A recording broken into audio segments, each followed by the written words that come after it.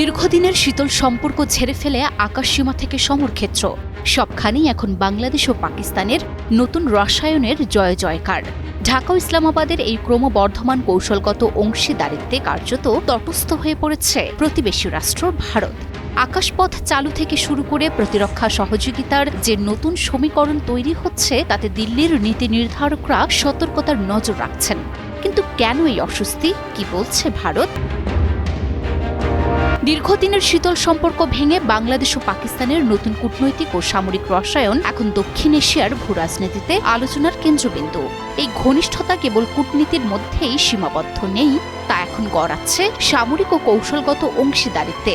আর এতেই ঘুম হারাম হওয়ার জোগাড় দিল্লির। ভারতের পররাষ্ট্র মন্ত্রণালয়ের সাপ্তাহিক ব্রিফিংয়ে মুখপাত্র রণধীর জয়সওয়ালের কণ্ঠেও শোনা গেল সেই সতর্কবার্তা। পাকিস্তানের আন্তঃবাহিনী জনসংযোগ পরিদপ্তরের তথ্য মতে বাংলাদেশের আকাশে ডানা মেলতে পারে পাকিস্তানের নির্মিত F-17 থান্ডার যুদ্ধ বিমান। ঢাকা ও ইসলামাবাদের মধ্যে এই সম্ভাব্য যুদ্ধ বিমান ক্রয়ের আলোচনা ভারতের প্রতিরক্ষা বিশেষজ্ঞদের কপালে চিন্তার রেখা আরও গভীর করেছে।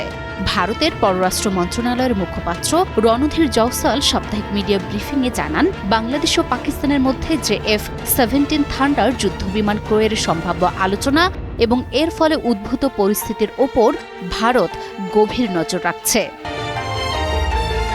এদিকে দীর্ঘ বিরতির পর পাকিস্তানের আকাশে ডানা মেলছে বিমান বাংলাদেশ এয়ারলাইন্স। আগামী 29 জানুয়ারি থেকে ঢাকা করাচি সরাসরি ফ্লাইট চালুর মাধ্যমে দুই দেশের সাধারণ মানুষের দীর্ঘদিনের ভোগান্তি লাঘব হতে যাচ্ছে।